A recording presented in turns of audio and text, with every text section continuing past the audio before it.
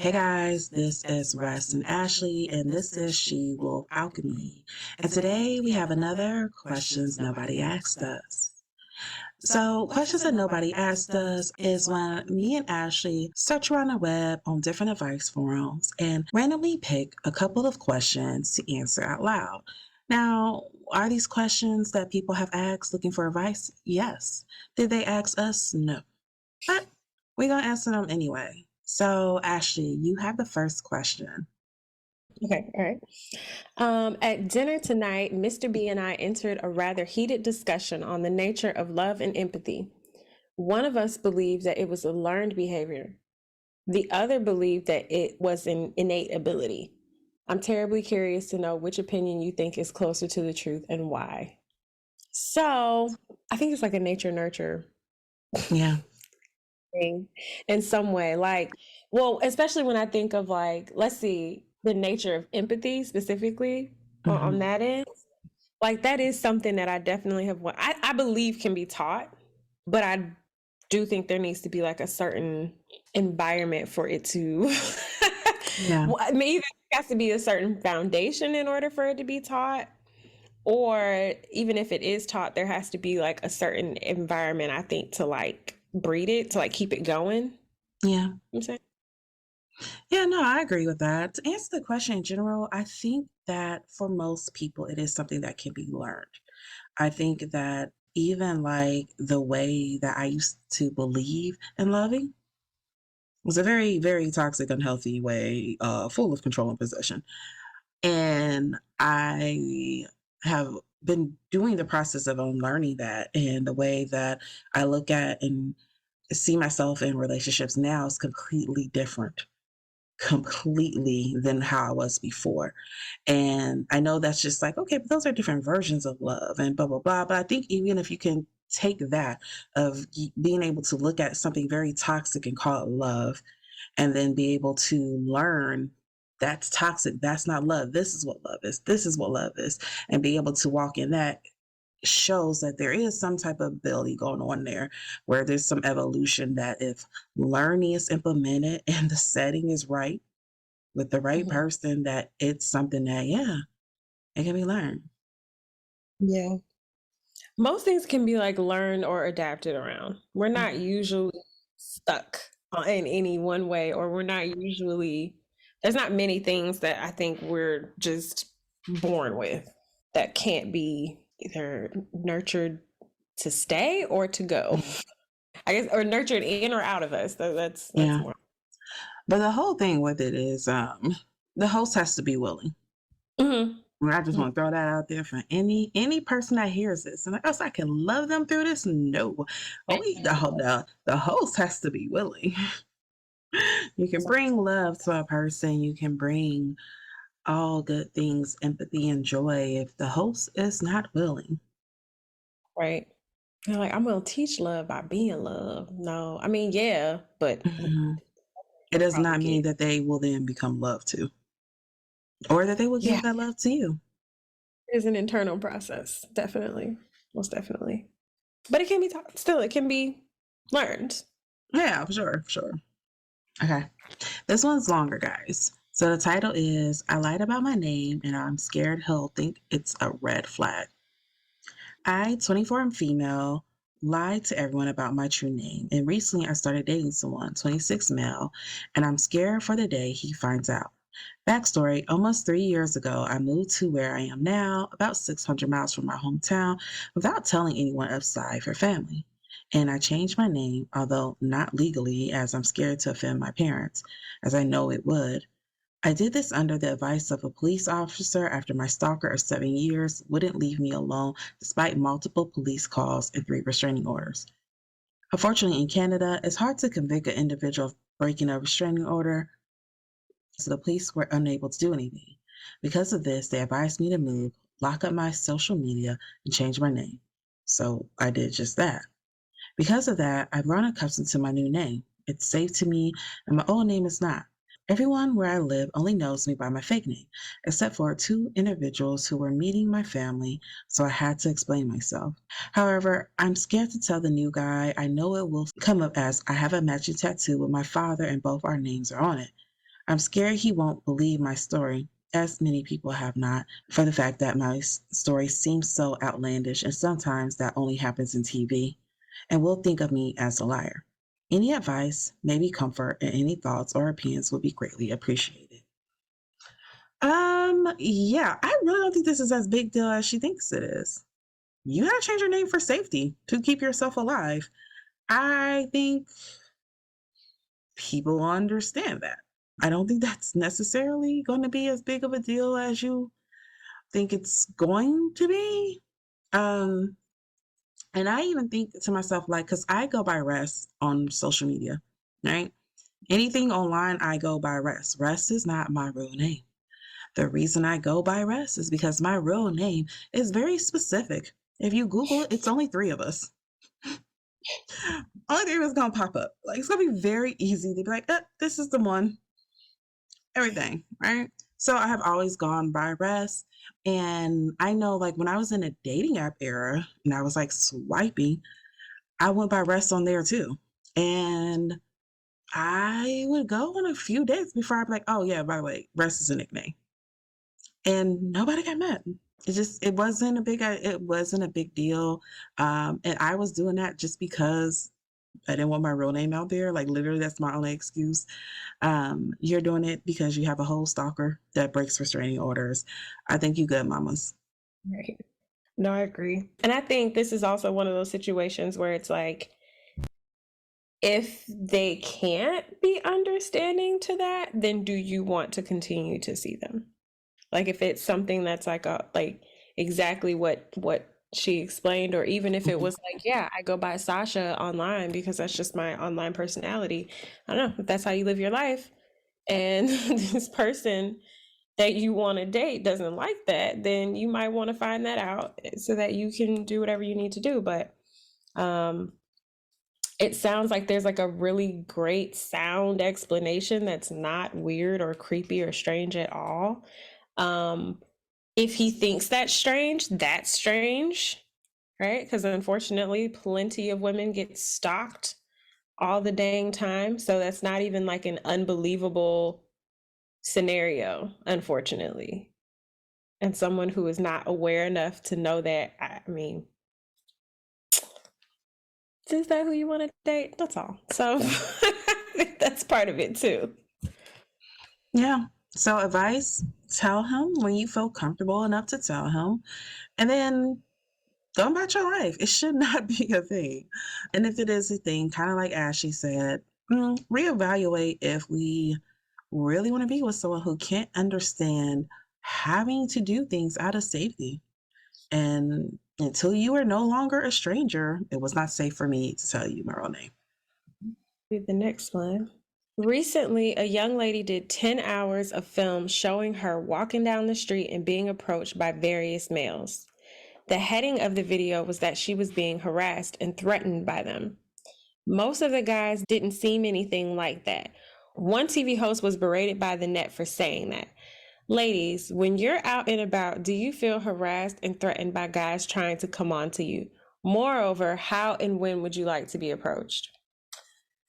So, it really depends. Yeah, but like, I don't think there's like an idea that, because people say that, like, oh, y'all just never want us to speak to you. I mean, probably. No. I think the one thing that is hard, and it's hard for everyone, is that there are so many bad apples, unfortunately, or so many people who just don't handle the situation of like, hey, I like you and I'm trying to talk to you. And the man, no, thank you. I'm actually just on my way to work and am not interested in having a conversation. There are so many people who don't take that well. And so it's like you basically have to treat every snake like it's poisonous. And there are some women who take that approach to things. And so in that instance, there's probably not going to be a great time. And unfortunately, I just feel like when you approach a woman, you should do that with that in mind. Hmm. You see a woman out and about in public that you want to approach, like you unfortunately have to consider the fact that she may view you as a threat. So you should watch how you approach her. So like fast rolling up on somebody when they're like alone, and the sun is going down. Like you got to consider these things. Yeah. And I think that's some of it too. Like, you know, um, of course, anyone who's like catcalling or shouting or whatever, that's gonna be perceived as harassment and not compliments And because annoying. most and annoying. I can't tell you So that how many times when I worked downtown, I would hear "Ayo glasses," and I guess yeah. to them that was the respectful thing that they could say. But like, also, "Ayo glasses, sir, we in our late 20s. What?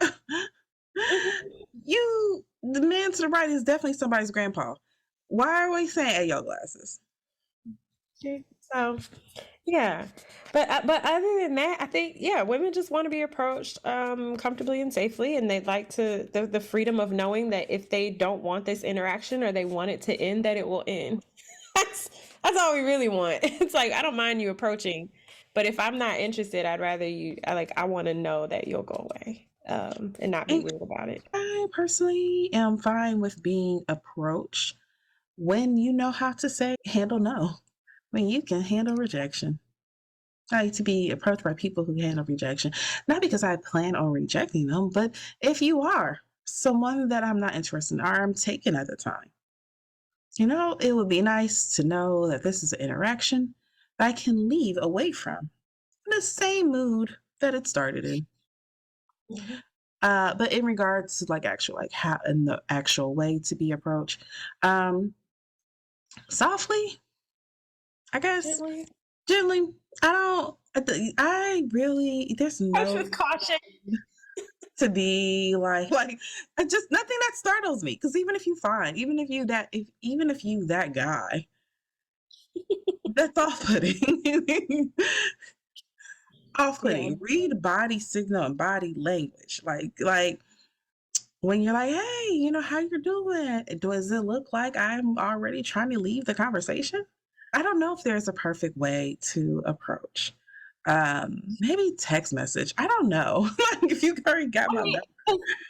I guess like the whether or not it's successful is has so many factors to it. But the Yeah. reality of it is you just don't want to like put somebody off. You just don't want to start off by making someone uncomfortable. That's like the biggest thing. They're gonna respond however they respond based off of what they got going on.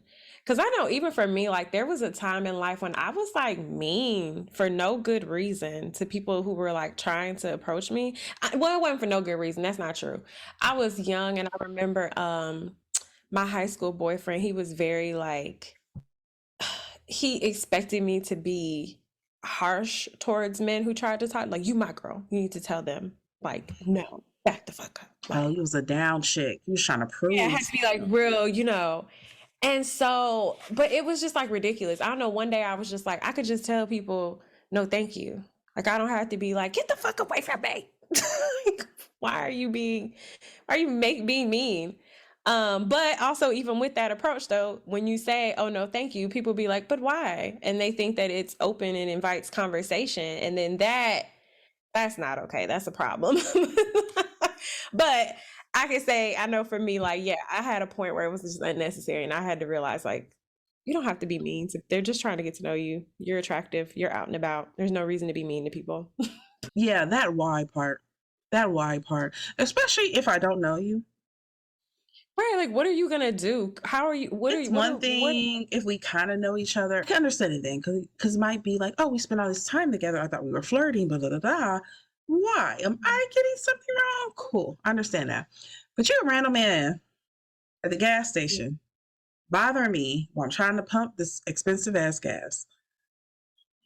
But why? Gotta get your number. I don't know who you are. Current presentation is not what to my liking. I'm not in that space or area and time in life. I don't know. I'm waiting on the son of Osiris to come down. Like whatever. Yeah. But not. It doesn't matter. You're a stranger. I don't owe you those explanations. Yes, at that point in time, just oh, she does not want this, and go. It does not have to be awkward for all of us forever. I think yeah, the best interactions are like lighthearted, fun. A simple greeting. Hi, I am such and such. This is why I am approaching you.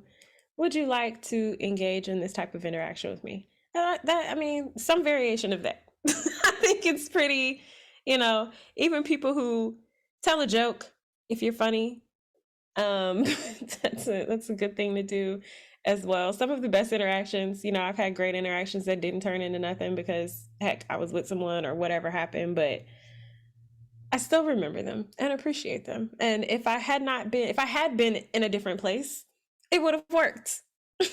So, yeah. Word. I mean, I personally prefer guys that I already know to approach over strangers because I already know if I want to go or not. I already know this is something I'm interested in or not versus strangers. But I understand if they're strangers and you just see them in the park, they're beautiful, you want to approach. Yeah, I just do it in the daytime. Do it when they see you coming. Like, don't tap them on their shoulder from behind. Like, just don't be a creep. Don't be a creep. If you've ever seen the serial killer in the movie do it, don't do that. Don't knock on her door at night. Don't tap her on her shoulder while she's not looking, as she's walking to her car at 9 p.m. Like, these are just not great times for that. That's the biggest thing. That's why, like I said, looking at where people are, because that whole, like, there's nothing worse than somebody, I mean, you're a rapist. Like, there's no way. Like, I've had times where, like I remember there was a time I was in a grocery store and I remember I saw the guy. Like I saw him inside the grocery store with witnesses and lighting. And he didn't say anything to me. And he was in line behind me. And then when I got outside to my car, he came knocking on my car window. Oh, hell no. Y'all, please stop doing that. It is never going to be us not thinking you're coming to ask for money or murderers. Right. And that's when he was like, oh, blah, blah, blah, blah. Like, because I could hear him there. I was like, as I'm trying to, like, crank my car up. And he's like, oh, yeah, like, I'm trying to, get to know you. I want to blah, blah, blah, blah. No, sir, you're a murderer. Because when we were inside and there were witnesses, you didn't come say nothing over to me. You waited till I was alone in this parking lot. That is a recipe. That is murderous behavior. Yeah, it is. I'm sorry. Like, I don't care. I don't care. There's nothing that can convince me that man was not trying to kill me that day. So y'all don't do things like that. Like, that's the biggest thing. It's like we get taught all of these things to, like, look out for and not do and not be. And then you come up breaking all the rules thinking about giving you my phone number. No. You're supposed to be approaching me when the sun is up, unless we are in a crowded Anywho. I really like that idea. Approach me with thumbs up as you're walking towards me with a thumbs up, that so I can see and I can then give you a thumbs up to be like, yes, green light. Or I can thumbs it down and you're like, oh no, turn around. Okay. All right. Let's use that system. That is how we would like to be approached going forward. Blocking eyes with thumbs up. You know what? I wouldn't mind that. I really wouldn't. You were laughing, but I'm like dead serious. Well, yeah, because I'm thinking, here's what I'm thinking. I'm thinking about, yeah, because I think we are, do people for real, just holler anymore? Or am I just old? But sometimes I'm like, maybe I'm just old. Nobody trying to holler at me, but. No, men are still hollering. Men are still hollering. I meant the bike incident. Immediately freaked out and thought that man was trying to kill you. Immediately freaked out. I thought that man was going to kill me. I definitely did. I lost my favorite bike trail because of that. But also, same thing. You see what I mean? Men creepily approaching us. But men still holler. They still stop you while you're doing other things. I mean, in that way, but not like, yeah, I guess so. I'm like, how often are people really meeting organically though? But that's another thing. Do not ask us a bunch of questions. I don't know you. It definitely gives you are trying to get intel. I'm gonna pinpoint my home, my schedule when I go to sleep. Do I have any cats? Am I going to owner? Like, it's definitely giving. You are staking out. Come here every day at 6:00. What? How do you know that? Crazy person? And then they'll be like, no, I just happen to be here in the Mm-hmm. Don't come. Yeah, this is a whole legit real this thing that happened to me a couple months ago. Of me just slowly realizing, like, he knows what time I'm here. I am here alone. He keeps making sure I know that he knows what time I'm here and that I'm here alone. Oh, your house is off the trail? You see me sometimes through your house window? Fuck, I gotta get off this damn trail. Like that's what went through my mind as It's I gave him those blocking my movements. Like, no, yeah, nah, that's never the move. Like, don't ask too many questions. Don't if you know too much, let us know so that we can avoid you because it's creepy. It's creepy for you to know Mhm. that. It's creepy. Even because I remember that happened to me like running one morning, and this just the question he was of like, which side of the bridge do you start off on? I was like, whoa, it's like personal. What When is it? It's 5:30 in the morning. I come out here to run at 5:30 in the morning so people do not speak to me. And here you are asking me questions while I'm trying to damn run. Please go ahead of me. I cannot do this with you. It was weird. But anyway. All right, this one is a short one. It just goes, mature Black woman of this forum. What is some advice you have for Black women in their 20s? Any advice for younger women you think we should have known? Girl, all sorts of advice. Number one, you're not gonna marry that man. Advice number two, if you did, you made a mistake.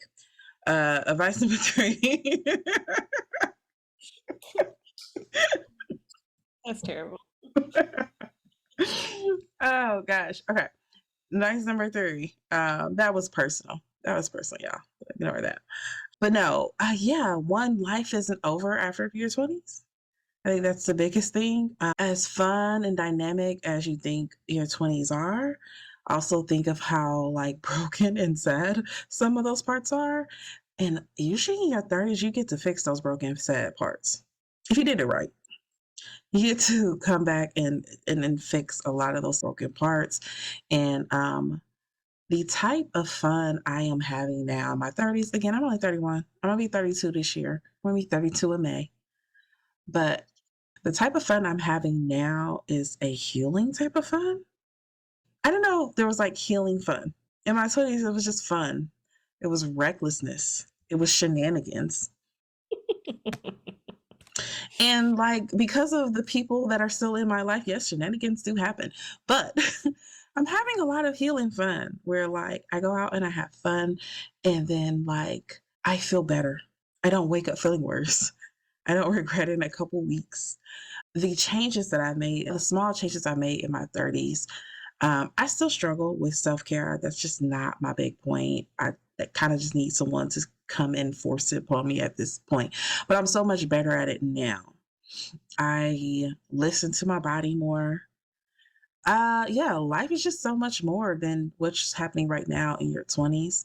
Keep pushing. Even the bad parts are going to be a part of some of your greatest stories in your 30s and 40s. Um, Credit does matter. Please get that together. Your friends actually do say a lot about you. I know that was something I did not believe in my 20s. And then in my 30s, I was like, okay, okay, valid point. Valid. Okay. I get why y'all said that. Not having love right now is not the end of the world. Hmm. Enjoy your singleness during this time and do the shit you want to do now. Don't hold it off. Later, you get responsibilities and you get new bills that might make it harder, and then it's harder to walk away from things. It's harder to walk away from bad habits. It's harder to walk away from. So if you have the time to do it now, and it's just a matter of, well, maybe I'm too young, or maybe I'm do it now. Enjoy your freeness now. Hmm. Hmm. I would say, let's see, to the younger one, you start valuing yourself now. Like, in a lot of ways, I think even like when we're young, we do, I don't know, tend to treat ourselves like one, there's like this balance between you don't know everything, but also don't undercut yourself as you're in certain spaces. Like, don't be afraid to take up space. Don't be afraid to ask questions. Don't be afraid to go after and learn whatever it is that you want to know.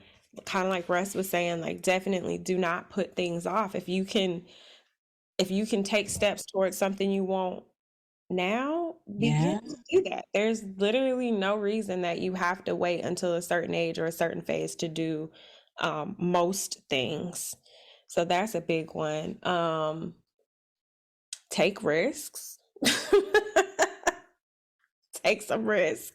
Your 20s, I think, are the time when you're supposed to be doing that, especially in your early 20s before you think too much about stuff. Take some risks. And what I mean by risks, I mean risks that could potentially help you grow, not necessarily risks that could cause you harm, but that opportunity, that, job thing, that move, that whatever, like, now is definitely the time to do those things. Do them. Shake it up. Don't get stuck in your ways in your 20s. It's too early. It's too early to be stuck. I think that's the biggest one. And then, yeah, I love that you highlight, like, yeah, your life does not end in your 30s. My God, there is no rush to do anything because your life does not end in your 30s. I don't know what people think happens, but it doesn't happen. And I think that's why I think that's why even some people in their 30s still don't feel like real adults, because they thought something was supposed to happen that would like transition you into feeling like this more mature something or whatever the hell. And it doesn't really I thought it was going to happen because I have friends older than me and I felt like they had better understanding of certain things, and I was like, I can't wait to be in my 30s. I'm just going to suddenly know, I'll know style figured out. The I'll have, lies, the fallacies. girl, like I so many things I was gonna have figured out by then. But what I learned and what someone tried to tell me when I was in my 20s, and I was like, girl, you don't know what you're talking about. I don't know how you ever touched your life. Is that like you really got to do the work for those things? And I think that's the realization that we come to in our 30s. Is like, Wait, wait, did you think they were just gonna pop up? I mean, I don't know, girl. Just well, I know one thing because this is what the woman told me. Like when I was younger, I remember she was saying like, "Oh, in your 30s," because I was like, "I'm not afraid to age. Like it doesn't, matter." Blah blah blah. Like, and she was like, "Your 30s is when you really have to start like grinding. Like if you want things in life, you really gonna have to work for them. Like if you want a job, if you want love, if you want this." And I was like, "I'm grinding now." In my 20s. I'm grinding now so that I can coast in my 30s. That's literally what I said to her, was like, I'm grinding now. Like, I don't know. That's why I'm in college. That's why I'm doing this. That's why I'm doing that.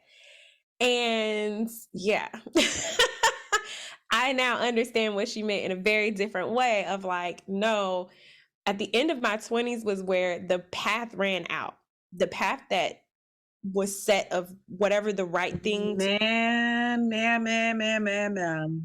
That was my whole Saturn return. Yeah, that's what I hit 29 and my path ran out and was like, hey, so now what?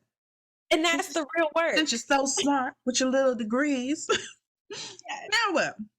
You don't even like doing this shit no more. What are you gonna do?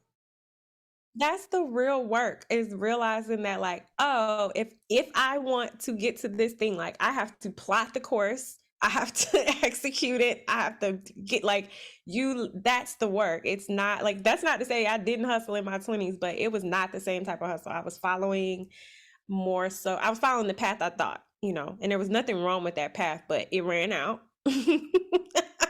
I was like, check, okay, now what? And I realized like you have to you got to plot it from there. We have to have things, I think, to work for and look forward to. Otherwise, that's life gets mundane, and we can't expect opportunities, fun, life, good, healthy relationship. Like we can't expect these things to just find us. We really can't.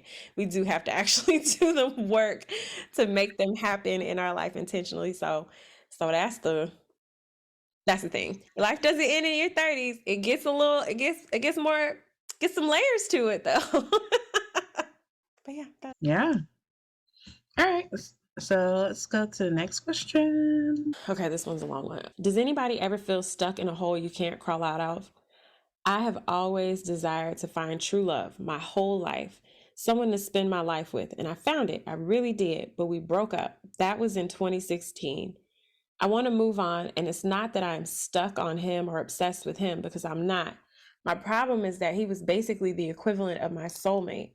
It was real and it was true. It was the fairy tale that people like us aren't supposed to have. It was something that you see only on TV or reading a book. I would love nothing more than to feel that feeling again. But the problem is, I know it's not going to happen. There just aren't people like that, like me or like him in this time period. Oh my God. Sorry. I'm having a hard time reading this and not rolling my eyes, and I keep losing my place. He was one of a kind. I want to move on, but I know what will happen. I will continuously be biased to compare him with my ex, and that isn't fair. And so I remain single. I can't put myself in a relationship. I'm sorry. I can't put myself in a relationship and not give it my 100%. It's not fair to compare someone to your ex. They should be able to prove themselves. The current should have your focus. But my heart can't help it. I don't even have sex. I don't want to. I've hooked up in the past, nothing wrong with it, if you're upfront and responsible and all that. But I don't want that. I'm a weird guy, I guess. I would rather make love, to feel whole and feel real. Has anybody ever experienced that? How can I move on to be fair to a potential new mate? It depresses me when I realize I just turned 35. I lost 2.5 years, will be blah, blah, blah, whatever.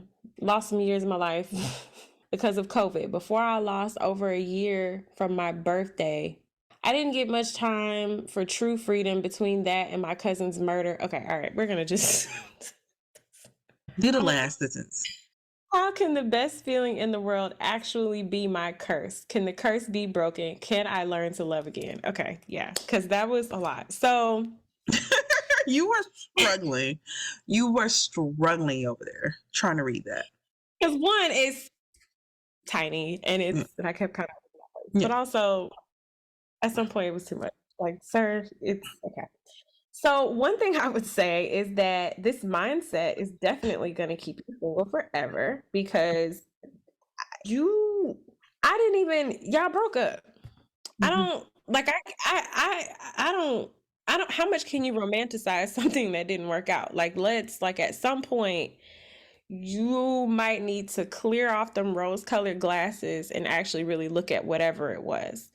Yeah, I don't know. This being wrapped up in the but I had all my feelings and I'll never feel those feelings again. Like, that kind of, I think that mindset is going to keep you stuck. Like, everything is not meant to feel like a fairy tale. If you had a fairy tale, why did it end?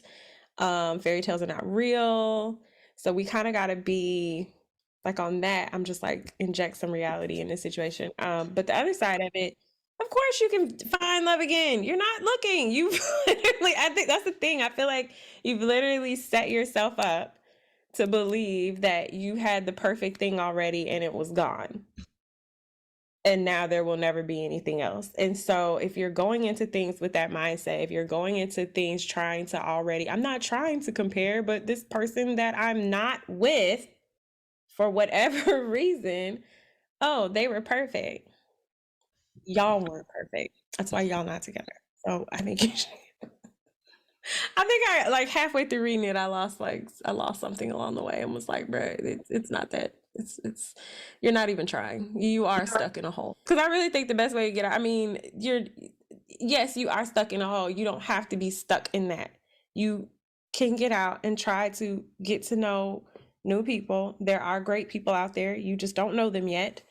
But if you still find yourself in a place where you're doing these comparisons or what have you, I just think there needs to be like further assessment maybe before, because you're right. It's not fair to date people or engage with them if you're not ready to give them your all. So take some time to figure out how you get unstuck and seek some maybe additional outside resources to help with that. It's my 2 cents. I'm just like playing shares. Do you believe in life after love in my head? I'm just swaying into it as you talk. I get having that feeling of like, oh, this is something so magical. I get that because I feel like when I fall, it's like that. But I get the idea of like having this like thought of like, no, because this never happens. Like, I date and I do this and I do that, and it's great. And then, but like, I've never been wrapped up, and this person has me wrapped up. But what I have learned from loving and letting it die is that you can love again. And there's other people, and there's a new feeling that you're like, wait, I haven't felt this before though. Like the last time felt like love, but this feels like love times two. Hmm, Mhm. this is fascinating. Okay. And then you can leave them too. Like, or you can get left, whatever. But there's other love out there and allowing yourself to let it go. Every time I have think I've had the best whatever partner, this, that, I have had better follow up after. But also, I'm a strong believer in I'm going to get better. I'm going to get best. You kind of like as you said, I think you have to change your mindset around that.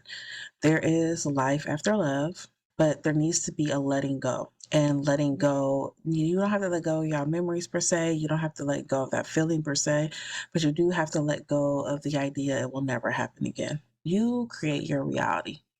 You tell the world what you deserve, what you believe, and the world then just forms and bends to make that thing happen for you. So yeah, if you don't believe you'll have love again, I think you won't. But if you believe you're gonna have love again, and you're gonna have a very specific type of love, call that love in. Send that love an email, type it a message, ask if it's That's trying to meet on a Zoom call, but you can call it in. Yeah, especially if you recognize what you know to be positive love, then you are armed better than you were if you didn't. Mhm. Like, you know what it feels like, you know what you are like when you're with someone you care about. And I think those things like matter and you kind of carry that. Because again, I mean, I definitely understand the thought of like, oh no, I'll never have that again. I mean, I've had that thought of like, oh, I can't recreate this circumstance. But then the reminder of like, there's a reason that circumstance didn't pan out is probably why I shouldn't be trying to recreate it. But if you look at it more of like, these are the things that I really liked about this. This is how I was feeling. These are the things that whatever it is, to be able to keep your heart open for it. Yeah, Mhm. even going back to the idea of like, oh, I can't recreate this circumstance, but can you create a better one? Like I really remember being really, really caught up with somebody, dating somebody, being really, really caught up. And again, having that very feeling because again, before them, I only had that feeling once. It had been almost 10 years since I had that feeling. And it felt like, hold on, this is magical. Oh crap. And probably staying a little bit longer than I want to. And my version of longer is not most people's version of longer, but still looking back, longer. And I remember like walking away and being like, okay, I can't do this for various reasons. And having that feeling like, okay, well, I guess it goes back to my old belief. Cause I had a dormant belief of like, I'm gonna just meet somebody and he gonna be cool and he gonna be really in love. And I was like, you straight. And that was gonna be the person I marry. Like that for a long time, that was my idea. And then this person was like, wait, maybe that's not what's gonna happen. And then walking away from him and like having to sit with myself and wonder, damn, so are we going back to this idea? Like maybe that special love stuff everybody else getting is not for you. But I didn't. I was like, you know what? Nope. I think he just was something to remind me that this is possible. Mhm. Yeah. So changing your perspective, because I am very aware that I could have walked away from that like, and it's never gonna happen again. It's never blah blah blah. Because when's the last time you felt this? And nope, I appreciate that experience because it reminded me at a time where I did not think that was a thing. But okay, this is a thing that's possible. That's good to know. That is very real. That is such a good reminder. You're right. Yep. Everything we experience definitely gets us closer to whatever. whatever whatever it is. It's not for I don't think it's for us to always know. All right, so this is more of a philosophical question. It goes, in the grand, I'm talking grand scheme of things, what matters? Do I matter? Do you matter? Does Earth matter? I mean, for all we know, the universe is a fragment of somebody's imagination from another universe. For all we know, everything we've ever known is not true. So, how do we know what actually matters? If anything? Question mark. So, This is a great question. I think it's a good question. But it's one of those questions that I don't know if I care. Whenever people have these type of questions of like, what if we're all just in a video game? What if every time someone you know dies, it's because little Timmy has to go home and log out of his character? What if all this is fake? Like whenever I get into those conversations, I'm just like, all right, well, cool. Like, what can I do about it? Like, if that is the reality, like, okay, and Right. are we trying to override the system? Is there life outside the system? Like, I don't know. I don't know what you want me to do with it. To me, it life is as real as you allow it to be. Are we just a part of somebody else's imagination? Maybe, but if we were, what does that change? Can you change the creator's mind? If we are all in the Truman Show, I will figure out if you're the main character. Like, I don't know. For me, it's one of those like, Right. yeah, no, this is an interesting question. It's just, I don't know if finding out the answer would necessarily change anything for me. And what about you, Mm. Ashley? I definitely agree with that. You know, I don't like having too much information. You really do Sitting not, at- Lord. Even when Lord. people are like, we live in a dome, like, what am I going to do about that besides panic? I don't need that. Come on. But I think everything matters. I think everything matters and it doesn't at the same time. But I am someone that it's like I definitely think like the pendulum swings for me in between like we are an insignificant speck of dust in the universe and we are an accident to we are so divine and it's all interconnected and what la la la la. And if there is a divine force, it could take an insignificant speck of dust and turn it into a civilization. And so, you know, I think everything matters on some level because like why not? Why would it be here if it didn't? But also it don't, as in you don't have to make a big deal out of everything. And see, your whole thing is like, yeah, what does it not matter? We can't do anything about it, which to extent which you I agree, and you're kind of like ended there. But for me, it's more like, yeah, why does it matter unless I can do something with that information? Like if it is a matter of, hey, we're a figment of somebody's imagination, cool. Can we wake them up? Can we ask them to release us into the world? No? Well, then okay. Like, all right, well, then let's just keep being a figment of their imagination. Versus, like, if there's things that can be done, no, I'm for it. For it. I just never heard of a Yeah. scenario. I'm just rarely in these scenarios that they give you the ones that you can do stuff with. I'm for it. I'm for getting new information and then changing my beliefs based on the new information I have. We Mhm. start off on here and we're like, oh no, you're just peoples. You're just peoples. You go, you get to go to school, you get jobs, you meet people, you make other peoples. Okay, walking around Earth doing that. Hey, this is mystical, magical shit that the other peoples don't know about. Okay, let's find out about the mystical, magical shit. Hey, there's ascensions in 4Ds and 5Ds and other Ds. I have always been the fan of the Ds. Let's do all of them. And then, if there's steps for me to follow, Mhm. it's just Mhm. when it's nope. Hey, there might be aliens. Are they going to contact us? No. Can we contact them? We don't have the advancement. All right, well, then there's aliens. And I'm going to just go about my day because until I can do something about it, I just don't. Cool beans. And that's all I got for you. But the stuff that we can do stuff about. Yeah, no, man, let's go on secret side quests. I'm all for that. I feel you, yeah. Social worker by day, saving humanity by night. Freeing humanity. Freeing humanity by Yeah, night. I guess I can understand that. Definitely if there was actually like a here's how we get out of the dome. But like if there's But more what's like outside the dome? Like before we start talking about opening the dome, let's know what's outside of the dome. why are we in the dome? Who made the dome? Was it to protect us? Was it to trap us? Mhm.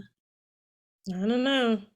All I know is that people who have been thinking about it way longer than I have been trying to get us out of here and they ain't figured it out yet. So I don't think I'm gonna worry about it too much. That's more, that's more What people are we talking about?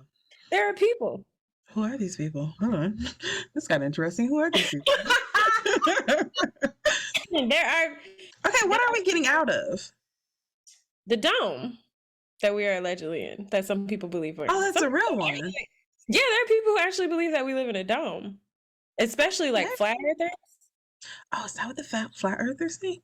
Some of them, but yeah, there's a lot of people who think that like there's a dome over us. And I have a cousin who's a flat earther, and like he gets so mad because not only will I not agree with him, but I won't argue with him. I have very much a, like, cool, man, and I just that's it, because like Mhm. honestly, I don't know science, so it's not gonna change anything for me to find out the Earth is flat. Like it's not gonna. I'm not gonna be like, oh my calculations.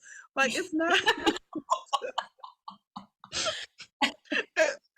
If CNN announced on the news tomorrow the Earth is flat, I would not be mad. I will still get my Starbucks and be like, yeah, huh, they're right. And then just go on about my day. It changes nothing for me.